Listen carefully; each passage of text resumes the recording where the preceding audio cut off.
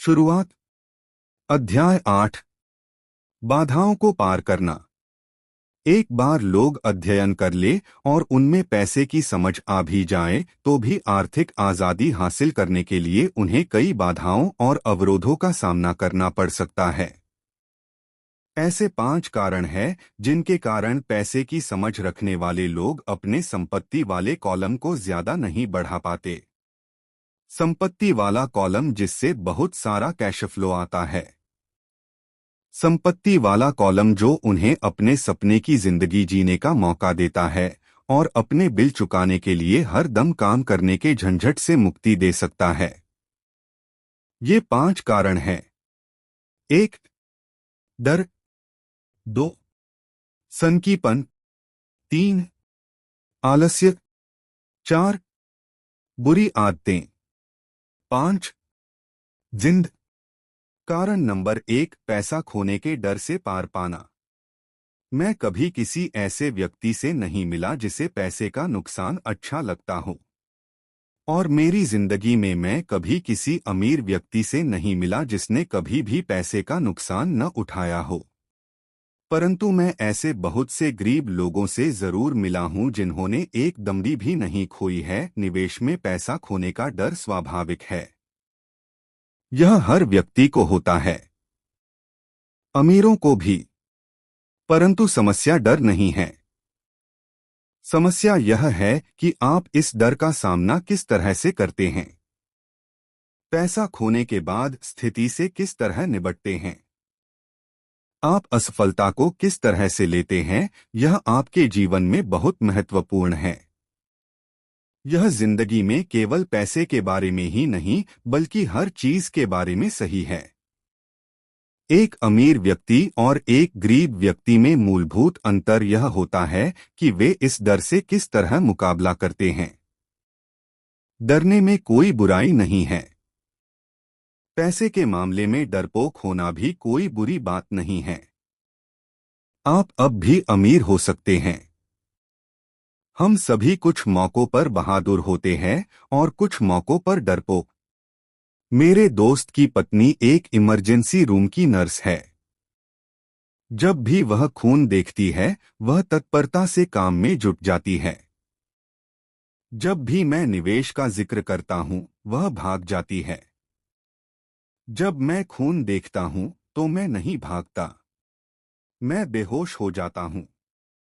मेरे अमीर डैडी पैसे के नुकसान के डर या फोबिया को समझते थे। कुछ लोग सांपों से डरते हैं, कुछ लोग पैसा गंवाने से डरते हैं। दोनों ही फोबिया है, उनका कहना था। पैसा गंवाने के बारे में उनका सुझाव यह छोटी पंक्ति थी: अगर आप जोखिम से घबराते हैं और चिंता करते हैं तो जल्दी शुरू कर दे। इसीलिए बैंक तभी बचत की आदत डालना चाहती है जब आप छोटे होते हैं। अगर आप कम उम्र में शुरू करते हैं तो आपके लिए अमीर होना ज्यादा आसान होगा। मैं इस बारे में ज्यादा विस्तार से कुछ नहीं कहूंगा, परंतु 20 साल की उम्र में बचत शुरू करने वाले और 30 साल की उम्र में बचत शुरू करने वाले लोगों में बहुत बड़ा फर्क होता है।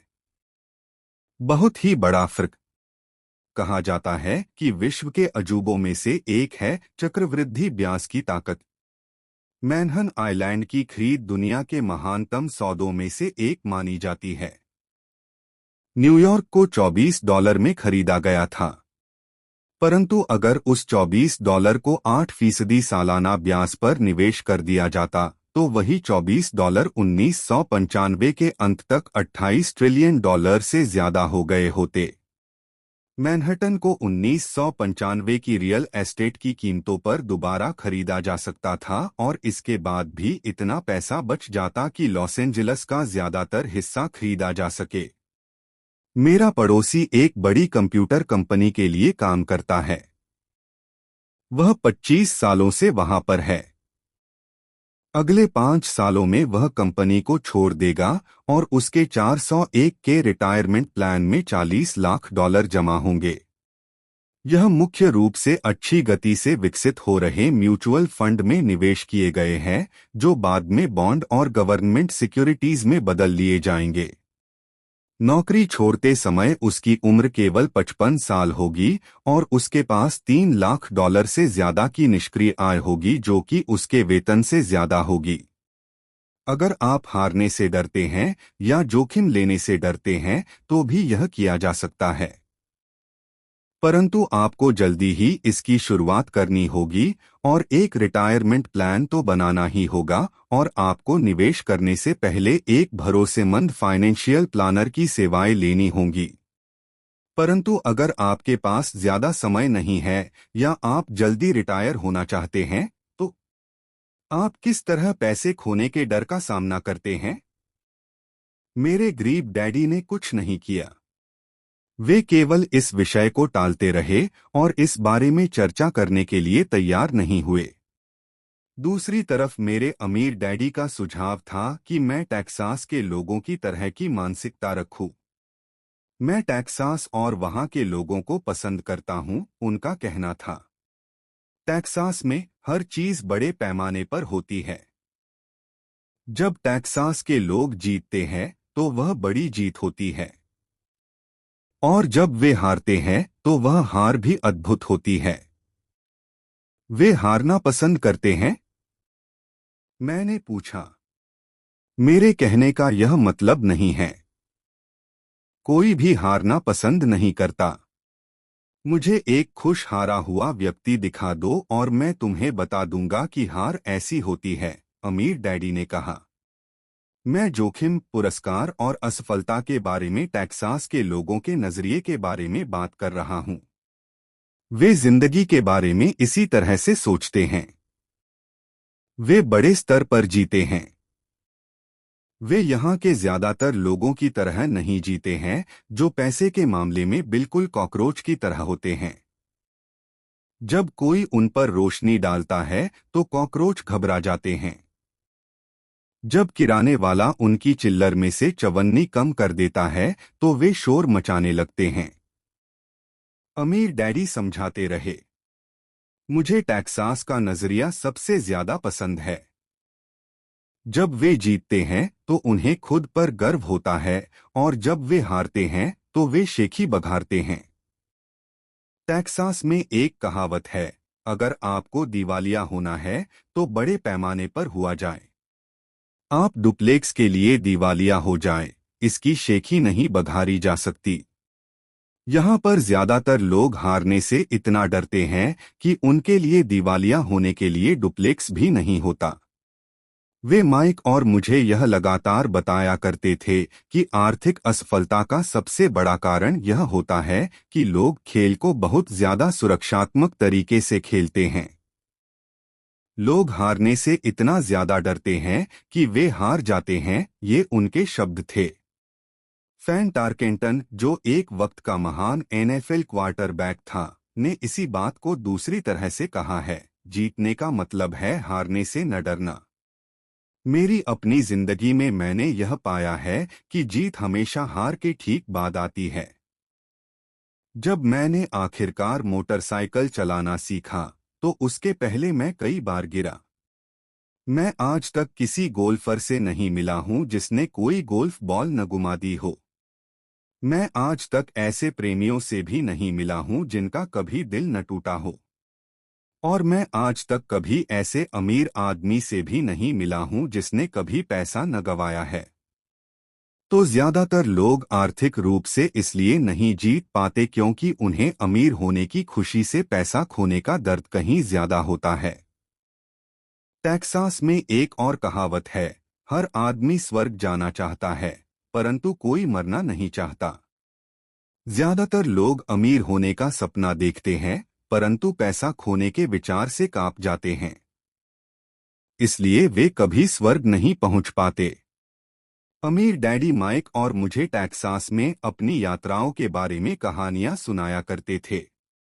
अगर आप वास्तव में यह सीखना चाहते हैं कि जोखिम को, हार और असफलता को किस तरह से संभाला जाए तो सैन एंटोनियो जाकर अलेमो को देखो। अलेमो उन बहादुर लोगों की महान कथा है जिनके पास सफलता की कोई उम्मीद नहीं थी, फिर भी यह जानते हुए भी उन्होंने लड़ने का विकल्प चुना। उन्होंने समर्पण करने के बजाय मरने का विकल्प चुना। यह पढ़ने योग्य प्रेरक कथा है। वैसे यह एक दुखद सैन्य हार है। वे आखिरकार असफल हुए। वे हार गए। तो टेक्सास के लोग किस तरह असफलता का सामना करते हैं? वे अब भी चिल्लाते हैं, अलेमो को याद रखो। माइक और मैंने यह कहानी कई बार सुनी।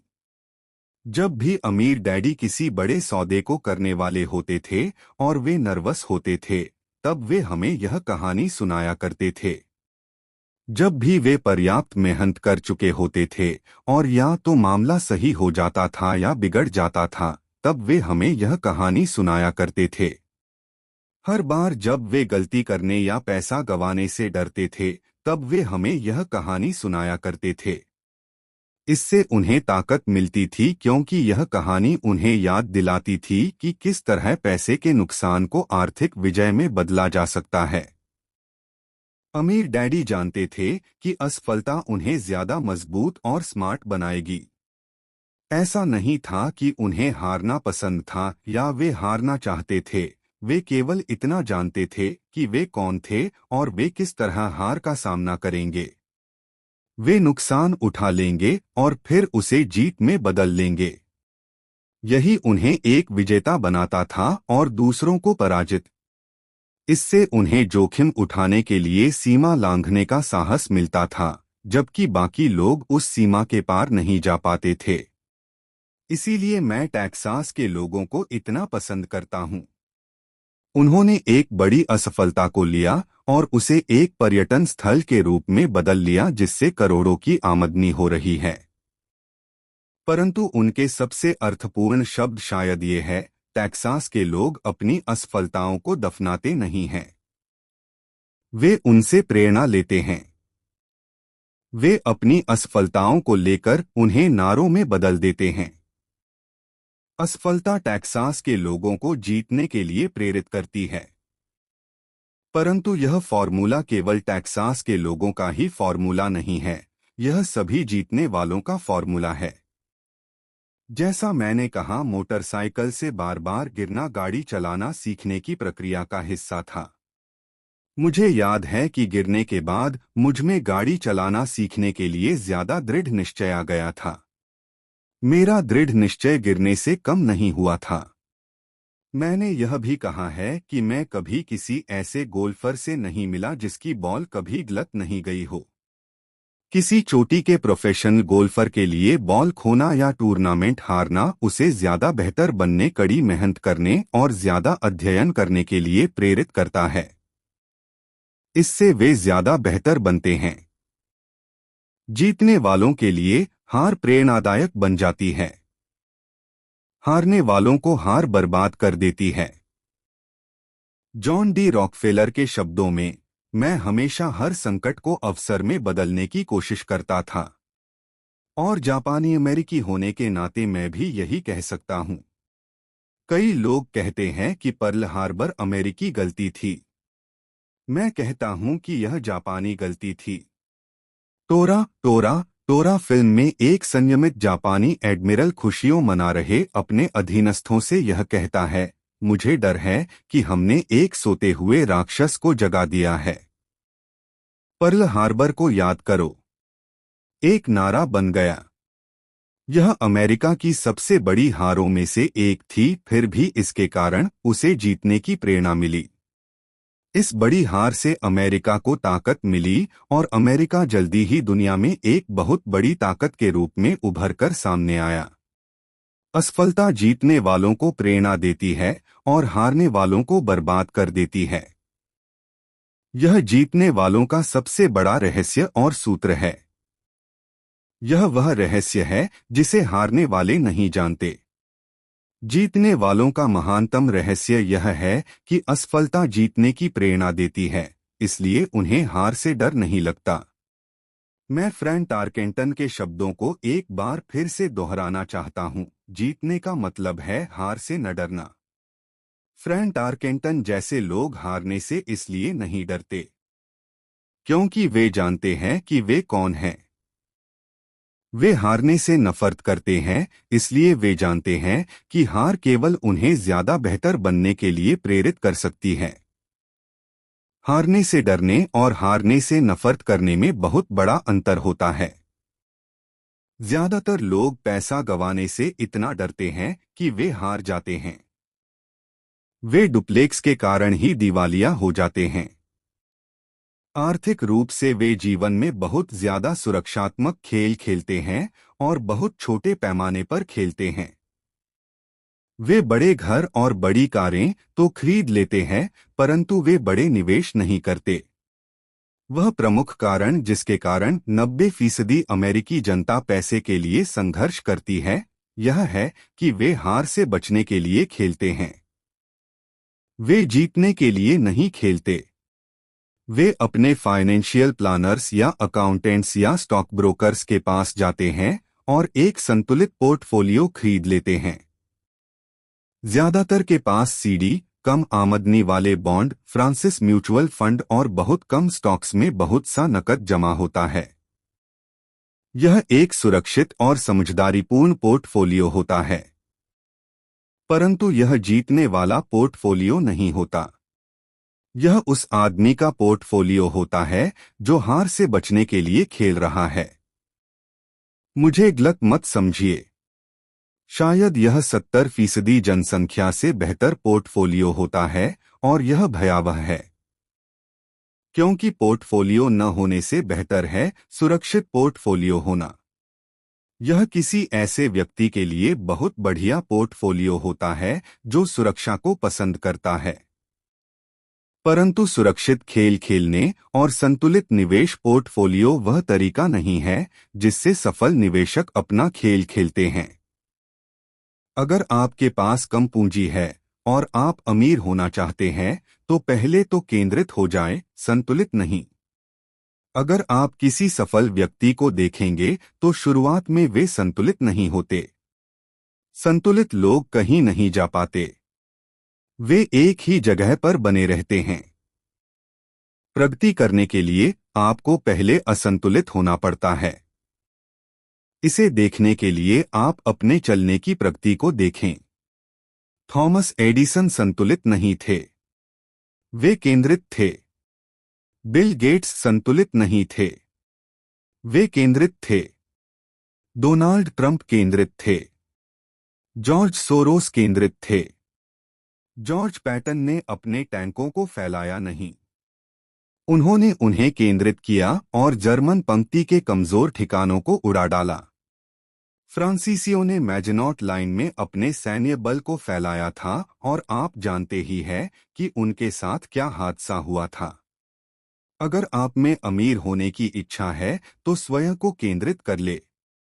अपने बहुत से अंडों को केवल कुछ बास्केट्स में रख ले। वह न करें जो गरीब और मध्य वर्ग के लोग करते हैं, वे बहुत कम अंडों को बहुत सी बास्केट्स में रखते हैं। अगर आप हार से नफरत करते हैं तो सुरक्षित खेलें। अगर हारने से आप कमजोर हो जाते हैं तो सुरक्षित खेलें। संतुलित निवेश का रास्ता चुनें। अगर आपकी उम्र 25 साल से ज्यादा है और आप जोखिम उठाने से डरते हैं तो बदले नहीं। सुरक्षित खेलें, परंतु इसकी शुरुआत जल्दी करें। अपने अगले अंडे को जल्दी ही इकट्ठा करना शुरू कर दें, क्योंकि इसमें समय लगेगा। परंतु अगर आपके पास आजादी के सपने हैं, चूहा दौड़ से बाहर निकलने का इरादा है, तो आपको खुद से यह सवाल पूछना चाहिए, मैं किस तरह असफलता का सामना करूंगा? अगर असफलता से आपको जीतने की प्रेरणा मिलती है तो शायद आपको कोशिश करनी चाहिए, परंतु केवल शायद अगर असफलता आपको कमजोर बना देती है या आप पर मानसिक तनाव डालती है, उस बिगड़े नवाब की तरह जो हर बार कोई चीज गलत होने पर मुकदमा दायर करने के लिए वकील को ढूंढता है, तो सुरक्षित खेल ही खेलें। अपनी दिन की नौकरी को बनाए रखें। बॉन्ड या म्यूचुअल फंड खरीदें, परंतु याद रखें कि इनमें भी खतरा होता है, हालांकि तुलनात्मक रूप से वे ज्यादा सुरक्षित होते हैं। मैं यह सब इसलिए कह रहा हूं और टेक्सास व फैन टारकेंटन का जिक्र कर रहा हूं क्योंकि संपत्ति वाले कॉलम को बढ़ाना आसान है। यह एक कम बुद्धि का खेल है। इसमें बहुत ज्यादा शिक्षा की जरूरत नहीं है। 5वीं कक्षा का गणित का विद्यार्थी भी यह कर सकता है। परंतु संपत्ति वाले कॉलम को तेजी से बढ़ाना बहुत ज्यादा बुद्धि का खेल है। इसमें हिम्मत, धीरज और असफलता झेलने की ताकत की जरूरत है। हारने वाले असफलता से बचते हैं, जबकि असफलता हार को जीत में भी बदल सकती है। अलेमों को याद रखें। कारण नंबर 2, सनकीपन का सामना करना। आसमान गिर रहा है। आसमान गिर रहा है। हम में से ज्यादातर लोग उस छोटे मुर्गे की कहानी जानते हैं जो आसमान गिरने की चेतावनी देता हुआ अपने दड़बे में दौड़ रहा था। हम इस तरह के बहुत से लोगों को जानते हैं। परंतु हम सबके भीतर एक ऐसा ही छोटा मुर्गा होता है। और जैसा मैंने पहले ही कहा है, सनकी व्यक्ति दरअसल छोटे मुर्गे की तरह नहीं है। हम सभी में एक छोटा मुर्गा होता है जो तब उभरकर सामने आता है जब हमारे विचारों पर डर और शंका हावी हो जाते हैं। हम सभी के मन में शंकाएं होती है। मैं स्मार्ट नहीं हूं। मैं पर्याप्त अच्छा नहीं हूं। अमुक व्यक्ति मुझसे बेहतर है। या हमारी शंकाएं अक्सर हमें निष्क्रिय कर देती है। हम क्या होगा वाला खेल खेलते हैं। क्या होगा अगर मेरे निवेश करने के बाद अर्थव्यवस्था धराशायी हो जाए? या क्या होगा अगर मेरा नियंत्रण खत्म हो जाए और मैं पैसा वापस न चुका सकूं? क्या होगा अगर घटनाएं मेरी योजना के हिसाब से न हो? या हमारे कई ऐसे दोस्त या प्रियजन भी हो सकते हैं जो हमें अपनी कमजोरियों की याद दिला सकते हैं, चाहे हमने उनकी सलाह मांगी हो या नहीं। वे अक्सर कहते हैं, तुम्हें ऐसा क्यों लगता है कि तुम यह कर सकते हो? या अगर यह इतना ही बढ़िया होता तो हर कोई ऐसा ही क्यों नहीं कर रहा है? या यह कभी सफल हो ही नहीं सकता। तुम्हें पता ही नहीं है कि तुम किस बारे में बात कर रहे हो।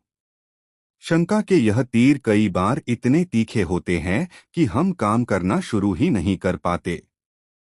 हमारे दिल में डर बैठ जाता है। कई बार हम सो भी नहीं पाते।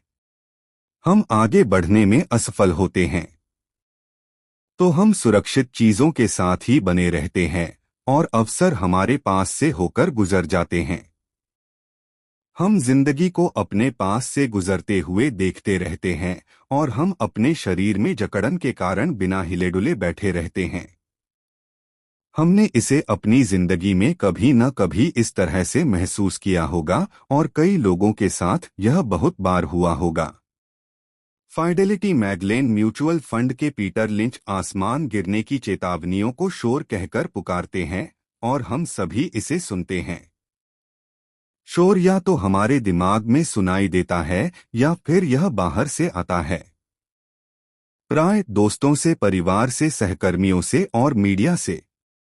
लिंच 1950 के दशक के दौरान का अनुभव बताते हैं जब परमाणु युद्ध का खतरा समाचार पत्रों में इतना ज्यादा प्रचारित किया गया था कि लोगों ने फॉलआउट शेल्टर्स बना लिए थे और अनाज पानी इकट्ठा करना शुरू कर दिया था।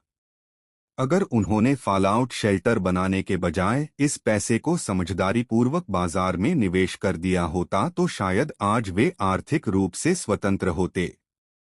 जब कुछ साल पहले लॉस एंजेलिस में दंगे भड़के तो सारे देश में बंदूक की बिक्री बढ़ गई। वॉशिंगटन राज्य में एक आदमी हैमबर्गर के मांस के कारण मर जाता है और एरिज़ोना हेल्थ डिपार्टमेंट सभी रेस्तराओं को आदेश देता है कि बीफ को अच्छी तरह से पकाया जाए। एक दवाई की कंपनी राष्ट्रीय टीवी विज्ञापन में लोगों को सर्दी होते हुए दिखाती है। विज्ञापन फरवरी में दिखाया जाता है। सर्दी से ग्रस्त होने वालों की संख्या बढ़ जाती है और उस दवा की बिक्री भी। ज्यादातर लोग गरीब होते हैं क्योंकि जब निवेश की बात आती है तो संसार में ऐसे छोटे मुर्गों की संख्या बहुत है जो यह चिल्लाते हुए घूम रहे हैं, आसमान गिर रहा है। आसमान गिर रहा है और छोटे मुर्गे इसलिए प्रभावित होते हैं क्योंकि हम सभी के अंदर एक छोटा मुर्गा होता है। नविनाश की अफवाहों और बुरे समय की कल्पना से आपके मन में शंका और डर पैदा न हो, इसमें बहुत ज्यादा बहादुरी की जरूरत होती है।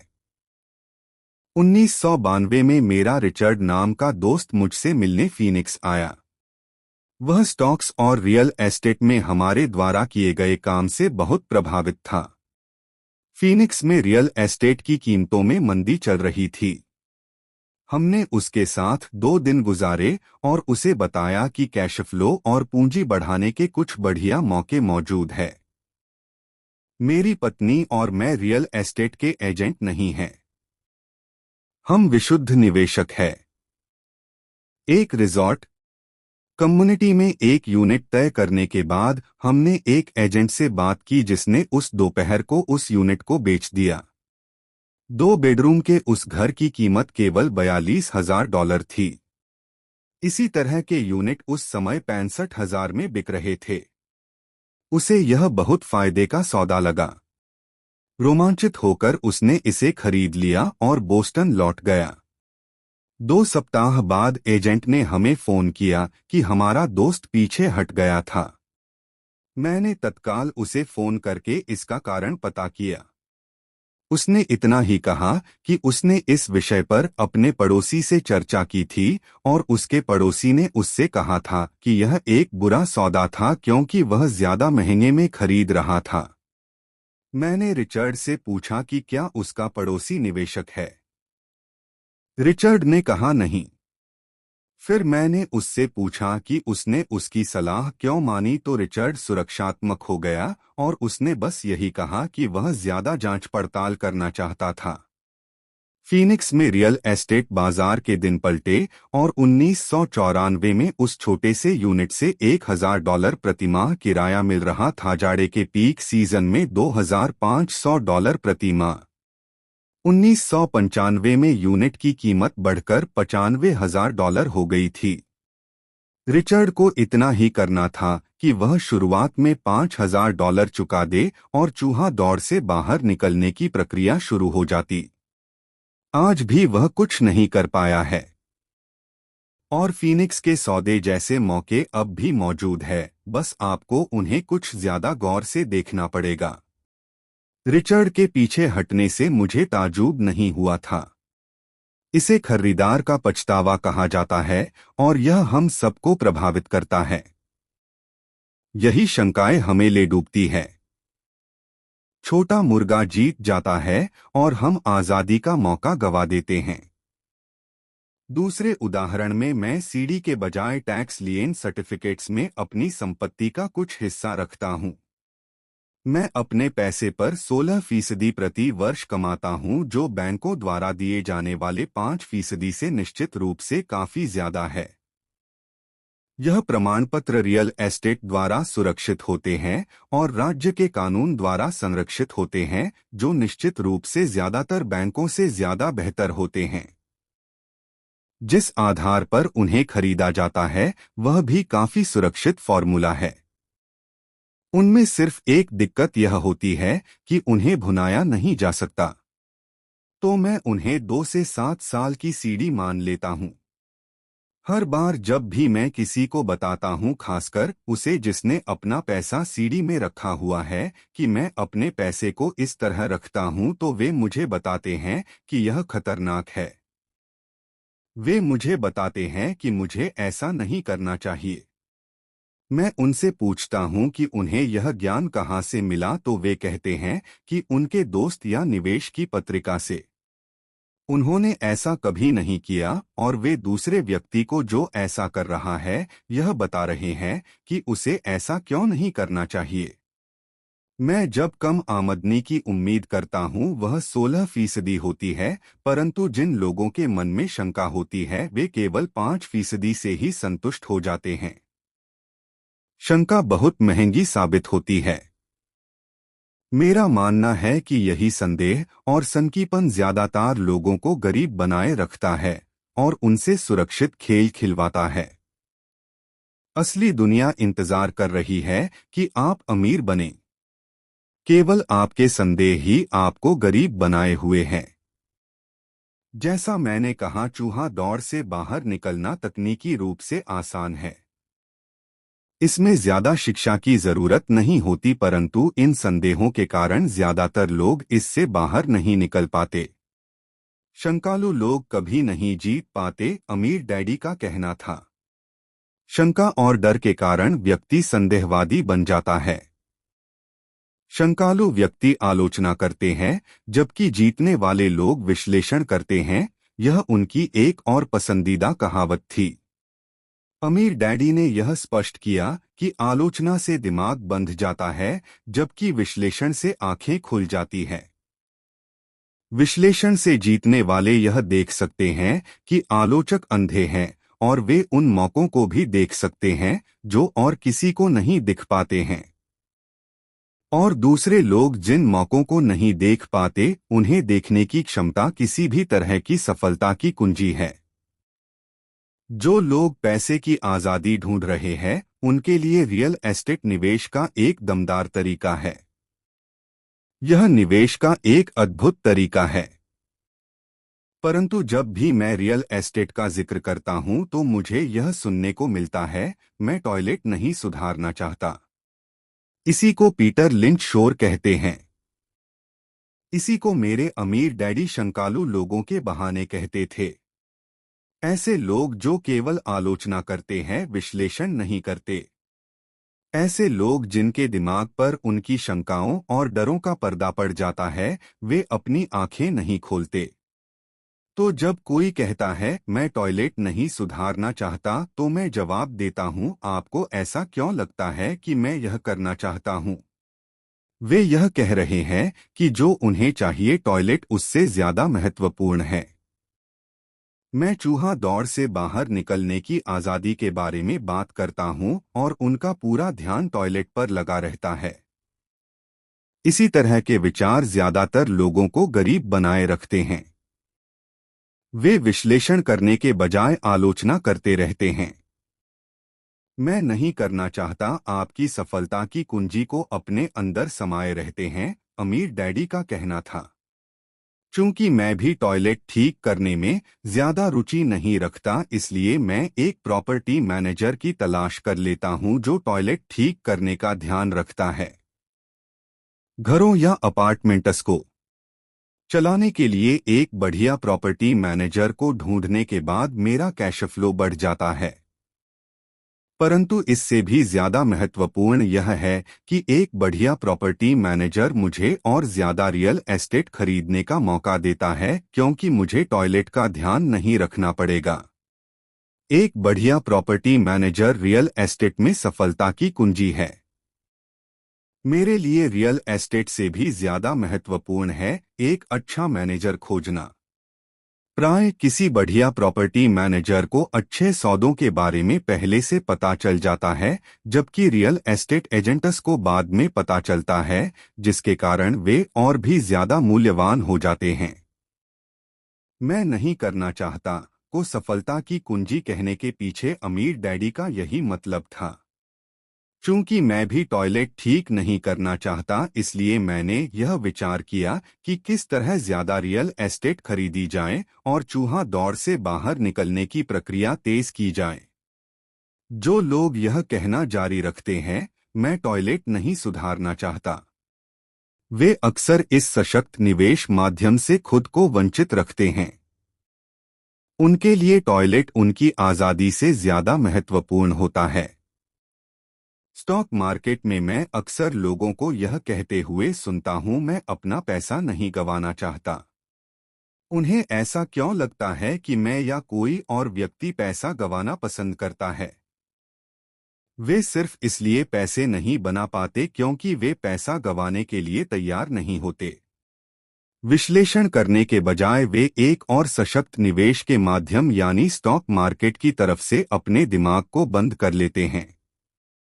दिसंबर 1996 में मैं अपने मित्र के साथ नजदीकी गैस स्टेशन के पास से गुजर रहा था। उसने देखा और अनुमान लगाया कि तेल की कीमतें बढ़ जाएंगी। मेरा दोस्त बहुत चिंता करता रहता है या छोटा मुर्गा है। उसके हिसाब से आसमान हमेशा गिरने वाला होता है और अक्सर आसमान उसी के सिर पर गिरता है। जब हम घर पहुंचे तो उसने मुझे वह तमाम कड़े बताए कि अगले कुछ सालों में तेल की कीमतें क्यों बढ़ेंगी। यह आंकड़े मुझे पहले पता नहीं, हालांकि मैंने वर्तमान ऑयल कंपनी में बहुत से शेयर खरीदे हुए थे। उस सूचना के आधार पर मैंने तत्काल एक नई ऑयल कंपनी की खोज शुरू कर दी जिसे उसके वास्तविक मूल्य से कम आंका गया हो। मुझे ऐसी ऑयल कंपनी मिल गई जो तेल के कुछ भंडारों को खोजने वाली थी। मेरा ब्रोकर इस नई कंपनी को लेकर खासा रोमांचित हो गया और मैंने 65 सेंट प्रति शेयर की दर पर 15,000 शेयर खरीद लिए। फरवरी 1997 में मैं उसी दोस्त के साथ उसी गैस स्टेशन के पास से गुजर रहा था और कीमत प्रति गैलन 15% बढ़ चुकी थी। एक बार फिर छोटा मुर्गा चिंता करने लगा और शिकायत करने लगा। मैं मुस्कराया क्योंकि जनवरी 1997 में उस छोटी ऑयल कंपनी ने तेल खोज लिया था और वह 15,000 शेयर अब बढ़कर $3 प्रति शेयर हो गए थे। और मेरे दोस्त के अनुसार गैस की कीमतें लगातार बढ़ती रहेंगी। विश्लेषण करने के बजाय यह छोटे मुर्गे अपने दिमाग को बंद कर लेते हैं। अगर ज्यादातर लोग यह समझ लें कि स्टॉक मार्केट निवेश में स्टॉक किस तरह काम करते हैं, तो ज्यादातर लोग हार से बचने के बारे में अपना ध्यान नहीं लगाएंगे और जीतने के लिए निवेश करेंगे। स्टॉप एक कंप्यूटर निर्देश है जो भाव गिरने पर आपके शेयर को अपने आप बेच देता है ताकि आपका कम से कम नुकसान हो और आपको ज्यादा से ज्यादा फायदा मिल सके। जो लोग हारने से घबराते हैं उनके लिए यह एक बहुत अच्छा तरीका है। तो जब भी मैं लोगों मैं नहीं चाहता पर ध्यान केंद्रित करते हुए देखता हूं और वे क्या चाहते हैं इस पर ध्यान केंद्रित करते हुए नहीं देखता हूं, तो मैं समझ लेता हूं कि उनके दिमाग में शोर की आवाज बहुत तेज होगी। छोटा मुर्गा उनके दिमाग पर हावी होगा तभी वे चीख रहे हैं, आसमान गिर रहा है और टॉयलेट टूट रहे हैं। इसलिए वे अपनी अनचाही चीजों से बचते हैं, परंतु वे इसकी भारी कीमत चुकाते हैं। वे जिंदगी से जो चाहते हैं वह शायद उन्हें कभी न मिल पाए। अमीर डैडी ने मुझे छोटे मुर्गे को देखने का एक तरीका सुझाया। वही करो जो कर्नल सैंडर्स ने किया था। 66 साल की उम्र में उनका व्यवसाय चौपट हो गया था और वे अपनी सोशल सिक्योरिटी के चेक पर गुजर बसर कर रहे थे। इतना ही नहीं, वे फ्राइड चिकन की अपनी रेसिपी के साथ पूरे देश में इसे बेचने की कोशिश कर रहे थे। किसी के हाँ कहने के पहले इस रेसिपी के लिए 1009 बार ना कहा गया। और वे उस उम्र में करोड़पति बने जिस उम्र में लोग काम छोड़कर आराम करना चाहते हैं। वे एक बहादुर और जिद्दी व्यक्ति थे। अमीर डैडी हार्लेन सैंडर्स के बारे में कहा करते थे, जब भी आप शंका में हों और थोड़े डरे हुए हों तो वही करें जो कर्नल सैंडर्स ने अपने छोटे मुर्गे के साथ किया था, उसे फ्राई कर ले। कारण नंबर 3, आलस्य। व्यस्त लोग अक्सर बहुत आलसी होते हैं। हम सभी ने उस व्यवसायी की कहानियां पढ़ी है जो पैसे कमाने के लिए कड़ी मेहनत करता है। वह अपनी पत्नी और बच्चों की सुख सुविधा के लिए काफी मेहनत करता है। वह ऑफिस में बहुत देर तक काम करता है और सप्ताहांत में भी ऑफिस के काम को घर पर ले आता है। एक दिन वह जब घर लौटता है तो उसे घर सूना मिलता है। उसकी पत्नी अपने बच्चों के साथ घर छोड़कर चली जाती है। उसे पता था कि उसके और उसकी पत्नी के बीच में मतभेद है, परंतु उस रिश्ते को ज्यादा मजबूत बनाने के बजाय वह काम में ही व्यस्त बना रहा। निराश होकर वह अपने काम के प्रति लापरवाह हो जाता है और उसके काम पर इतना ज्यादा असर पड़ता है कि उसकी नौकरी चली जाती है। आज मैं बहुधा ऐसे लोगों से मिलता हूं जो इतने व्यस्त है कि उन्हें अपनी संपत्ति की परवाह करने की भी फिक्र नहीं है। और ऐसे भी लोग हैं जो इतने ज्यादा व्यस्त है कि उन्हें अपने स्वास्थ्य की परवाह ही नहीं है। दोनों का कारण एक ही है। वे व्यस्त है और वे व्यस्त बने रहना चाहते हैं क्योंकि वे किसी चीज का सामना नहीं करना चाहते। उन्हें यह बताने की जरूरत नहीं है। अंदर से वे खुद जानते हैं। वास्तव में अगर आप उन्हें याद दिलाएं तो वे गुस्सा हो जाते हैं या चिढ़ जाते हैं। अगर वे नौकरी में या बच्चों के साथ व्यस्त नहीं है तो वे टीवी देखने, मछली पकड़ने, गोल्फ खेलने या शॉपिंग करने में व्यस्त होते हैं। परंतु अंदर से वे जानते हैं कि वे किसी महत्वपूर्ण चीज का सामना करने से कतरा रहे हैं। यह आलस का सबसे आम रूप है। यहां आलस का मतलब है व्यस्त बने रहना। तो आलस का इलाज क्या है? जवाब है थोड़ा सा लालच। हम में से ज्यादातर लोगों का लालन पालन इस तरह से किया गया है कि हम लालच या इच्छा को बुरा समझते हैं। मेरी माँ कहा करती थी, लालची लोग बुरे लोग होते हैं। परंतु हम में से हर एक अच्छी चीजें, नई चीजें, रोमांचक चीजें हासिल करना चाहता है। तो उस इच्छा की भावना को काबू में रखने के लिए प्राय माँ बाप इच्छा को अपराध बोध से जोड़ देते हैं। तुम हमेशा अपने बारे में ही सोचते हो। क्या तुम्हें नहीं मालूम कि तुम्हारे भाई बहन भी हैं? यह मेरी माँ की फेवरेट कहावत थी। या तुम क्या खरीदना चाहते हो, मेरे डैडी की फेवरेट कहावत थी। तुम ऐसा सोचते हो जैसे हमारे पास बहुत पैसा है। क्या तुम सोचते हो कि पैसा पेड़ पर लगता है? हम अमीर नहीं हैं, तुम तो जानते ही हो। मुझ पर शब्दों का तो उतना असर नहीं पड़ा, परंतु उन शब्दों में जो गुस्सा और अपराध बोध का सम्मिश्रण था उसका मुझ पर बहुत ज्यादा असर हुआ। या इसके विपरीत अपराध बोध का जाल यह था, मैं तुम्हारे लिए यह खरीदकर अपने जीवन का बलिदान दे रहा हूँ। मैं तुम्हारे लिए यह इसलिए खरीद रहा हूँ क्योंकि जब मैं छोटा था तो मेरे माँ बाप मुझे यह खरीद कर नहीं दे पाए थे। मेरा एक पड़ोसी है जो पूरी तरह दिवालिया है, परंतु वह अपनी कार को अपने गैरेज में पार्क नहीं कर सकता। गैरेज में उसके बच्चों के खिलौने भरे पड़े हैं। उन बिगड़े हुए बच्चों को मुंहमांगी चीज मिल जाती है। उस पड़ोसी के शब्द है, मैं नहीं चाहता कि उन्हें किसी चीज की कमी हो। उसने उनके कॉलेज के लिए या अपने रिटायरमेंट के लिए कुछ भी अलग से बचाकर नहीं रखा है, परंतु उसके बच्चों को हर खिलौना मिल जाता है। उसे डाक में एक नया क्रेडिट कार्ड मिला और वह अपने बच्चों को घुमाने के लिए लास वेगास ले गया। मैं ये अपने बच्चों के लिए कर रहा हूँ। यह उसके महान बलिदान के शब्द थे। अमीर डैडी इस वाक्य से चिढ़ते थे, मैं इसे नहीं खरीद सकता। मेरे असली घर में मुझे यही वाक्य अक्सर सुनने को मिल जाता था। इसके बजाय अमीर डैडी चाहते थे कि उनके बच्चे यह कहें, मैं इसे किस तरह खरीद सकता हूँ। उनका तर्क था कि मैं इसे नहीं खरीद सकता। इस वाक्य से आप अपने दिमाग का दरवाजा बंद कर लेते हैं। इसे अब और ज्यादा सोचने की जरूरत नहीं होती। मैं इसे किस तरह खरीद सकता हूँ? वाक्य से आपके दिमाग के दरवाजे खुल जाते हैं। इससे यह सोचने पर मजबूर होता है और जवाब ढूंढता है। परंतु सबसे महत्वपूर्ण बात तो यह है कि मैं इसे नहीं खरीद सकता, यह वाक्य झूठा होता है और इंसान की आत्मा यह बात जानती है। इंसान की आत्मा बहुत ताकतवर होती है, उनका कहना था, यह जानती है कि यह कुछ भी कर सकती है। जब एक आलसी दिमाग कहता है कि मैं इसे नहीं खरीद सकता तो आपके भीतर एक युद्ध छिड़ जाता है। आपकी आत्मा गुस्सा हो जाती है और आपके आलसी दिमाग को अपने झूठ पर अड़े रहना पड़ता है। आत्मा चीखती है, चलो भी।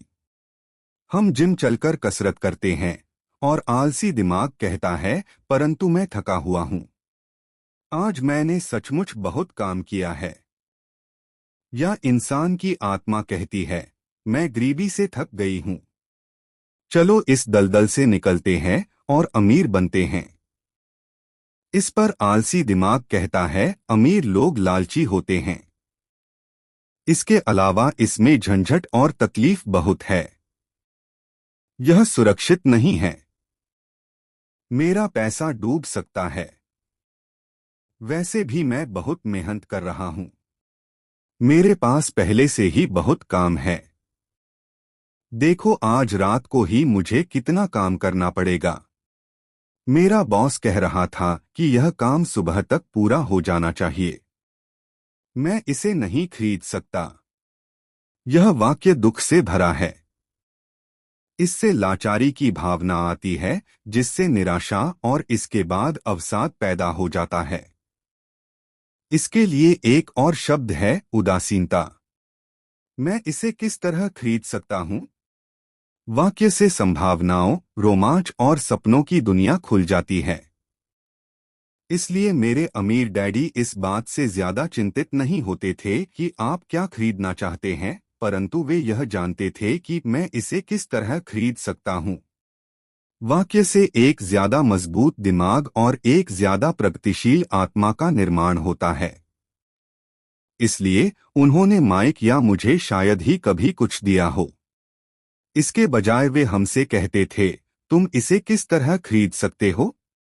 और यह हमारे कॉलेज के बारे में भी सही था, जिसे हमने अपने खर्चे से पूरा किया है। वे हमें लक्ष्य को हासिल करना नहीं सिखा रहे थे, वे तो हमें लक्ष्य को हासिल करने की प्रक्रिया का ज्ञान दे रहे थे। मेरी समझ से आज समस्या यह है कि करोड़ों लोग अपने लालच को लेकर अपराध बोध से ग्रस्त है। यह उनके बचपन से बुढ़ापे तक चलता है। वे जिंदगी में मिलने वाली अच्छी अच्छी चीजें चाहते हैं। ज्यादातर लोगों के अवचेतन में यह विचार मौजूद रहता है, आपको यह नहीं मिल सकती, या आप इसे कभी नहीं खरीद पाएंगे। जब मैंने चूहा दौड़ से बाहर निकलने का फैसला किया, तो मेरे दिमाग में एक सवाल आया, मैं किस तरह इस चूहा दौड़ से बाहर निकल सकता हूं ताकि मुझे दोबारा काम न करना पड़े। और मेरे दिमाग में जवाब और सुझाव अपने आप आ गए। सबसे मुश्किल चीज थी मेरे असली माता पिता की सीख कि हम इसे नहीं खरीद सकते। या केवल अपने बारे में ही मत सोचो। या तुम दूसरों के बारे में क्यों नहीं सोचते? और इसी तरह के शब्द जो मेरे लालच को दबाने के लिए मुझ में अपराध बोध भरते थे। तो आप किस तरह अपने आलस से जीत सकते हैं? इसका जवाब है थोड़े से लालच से। यह वीएफएम रेडियो स्टेशन है, जिसका पूरा अर्थ है what's in it for me. इसमें मेरे लिए क्या है? व्यक्ति को बैठकर पूछना चाहिए, अगर मैं स्वस्थ, सेक्सी और आकर्षक हूं तो इसमें मेरे लिए क्या है? या मेरी जिंदगी कैसी होगी अगर मुझे फिर कभी काम न करना पड़े? या मैं क्या करूंगा अगर मुझे मनचाहा पैसा मिल जाए? इस थोड़े से लालच के बिना, कुछ बेहतर हासिल करने की इच्छा के बिना प्रगति नहीं हो सकती। हमारी दुनिया इसलिए तरक्की करती जा रही है क्योंकि हम सभी एक बेहतर जिंदगी जीना चाहते हैं। हम कुछ बेहतर चाहते हैं, इसीलिए नए आविष्कार होते हैं। हम स्कूल जाते हैं और मेहनत से पढ़ते हैं क्योंकि हम कुछ बेहतर चाहते हैं। इसलिए जब भी आप किसी ऐसी चीज से कतरा रहे हों जो आपके हिसाब से आपको करनी चाहिए, तो आपको खुद से केवल यही पूछना चाहिए कि इसमें मेरे लिए क्या है। थोड़े लालची बने। यह आलस का सबसे बढ़िया इलाज है। परंतु बहुत ज्यादा लालच भी अच्छा नहीं होता, क्योंकि हर चीज की अति बुरी होती है। परंतु वह याद रखो जो वॉल स्ट्रीट फिल्म में माइकल डगलस ने कहा था, लालच अच्छा होता है। अमीर डैडी इसे अलग तरह से कहते थे, अपराध बोध लालच से ज्यादा बुरा होता है, क्योंकि अपराध बोध के कारण शरीर में से आत्मा निकल जाती है। और मेरे लिए एलिनोर रूजवेल्ट की कहावत सबसे अच्छी है, वही करो जो तुम्हें दिल से अच्छा लगता है, क्योंकि तुम्हारी हर बात में आलोचना होगी। अगर तुम कोई काम करोगे तो भी तुम्हारी आलोचना होगी, और तुम कोई काम नहीं करोगे तो भी तुम्हारी आलोचना होगी। कारण नंबर 4, आदतें। हमारी जिंदगी पर हमारी शिक्षा से ज्यादा असर हमारी आदतों का पड़ता है। अर्नोल्ड श्वार्ज़नेगर की फिल्म कॉनन देखने के बाद मेरे एक दोस्त ने कहा, मैं चाहता हूं कि मेरी बॉडी श्वार्ज़नेगर जैसी हो।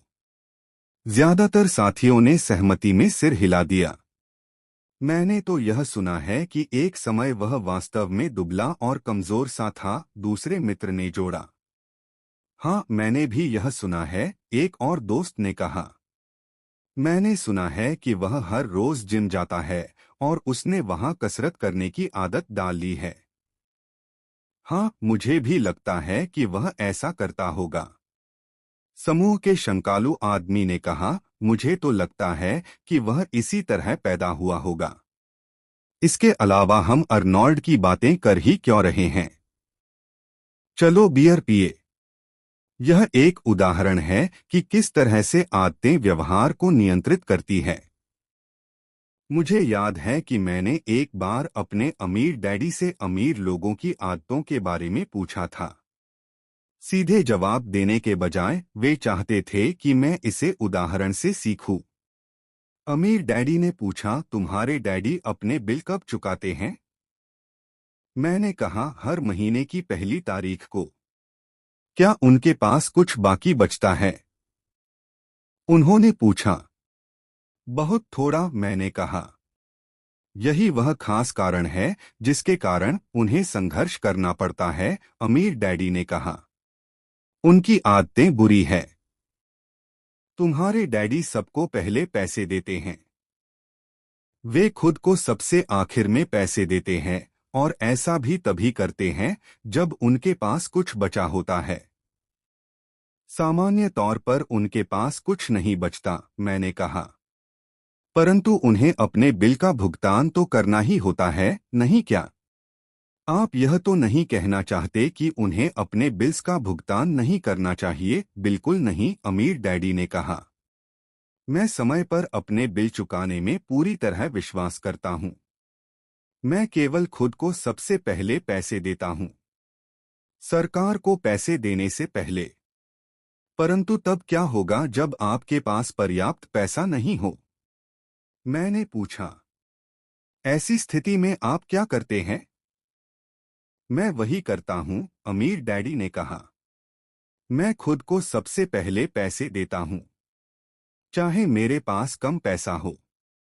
मेरे लिए सरकार से ज्यादा महत्वपूर्ण है मेरा संपत्ति वाला कॉलम। परंतु क्या सरकार के लोग आपके पीछे नहीं पड़ते? मैंने कहा। हाँ, अगर मैं उन्हें भुगतान न करूं, अमीर डैडी ने कहा। देखो, मैं यह नहीं कह रहा हूं कि सरकार को पैसा न दिया जाए। मैं केवल यह कह रहा हूं कि खुद को सबसे पहले भुगतान दिया जाए, चाहे मेरे पास पैसा कम ही हो। परंतु आप ऐसा कैसे कर सकते हैं? मैंने जवाब दिया। सवाल कैसे का नहीं है, सवाल क्यों का है, अमीर डैडी ने कहा। अच्छा, आप ऐसा क्यों करते हैं? प्रेरणा, अमीर डैडी ने कहा। अगर मैं उनका भुगतान नहीं करूं तो कौन ज्यादा जोर से शिकायत करेगा, मैं या मेरे लेनदार? आपके बजाय आपके लेनदार ज्यादा जोर से चिल्लाएंगे, मैंने स्पष्ट विकल्प को चुनते हुए कहा। अगर आप खुद को पैसा नहीं देंगे तो आप कुछ भी नहीं कहेंगे। तो अब तुम देख सकते हो कि खुद को पैसे देने के बाद मेरे पास टैक्स चुकाने और दूसरे लेनदारों को पैसे देने का इतना ज्यादा दबाव होता है कि मुझे आमदनी के दूसरे रास्ते खोजने ही पड़ते हैं। पैसे चुकाने का दबाव मेरी प्रेरणा बन जाता है। मैंने अतिरिक्त काम किया है, दूसरी कंपनियां शुरू की है, स्टॉक मार्केट में शेयर खरीदे और बेचे हैं, हर तरह के काम सिर्फ इसलिए किए हैं ताकि यह लोग मुझ पर न चिल्लाएं। इस दबाव के कारण मैंने ज्यादा कड़ी मेहनत की है और मैं सोचने पर मजबूर हुआ हूं। कुल मिलाकर इसने मुझे पैसे के मामले में ज्यादा स्मार्ट और फुर्तीला बना दिया है। अगर मैं खुद को सबसे आखिर में पैसे देता तो मुझ पर कोई दबाव नहीं पड़ता, परंतु मेरे पास कभी पैसा भी नहीं होता। तो सरकार या दूसरे लोगों को पैसे चुकाने का दबाव आपकी प्रेरणा बन जाता है। बिल्कुल ठीक, अमीर डैडी ने कहा। देखो, सरकारी पैसा वसूलने वाले लोग बहुत डरावने होते हैं। वैसे सामान्य तौर पर पैसा वसूलने वाले सभी लोग डरावने होते हैं। ज्यादातर लोग इनसे डर जाते हैं। वे इन लोगों को पैसा दे देते हैं और खुद को कभी पैसा नहीं देते।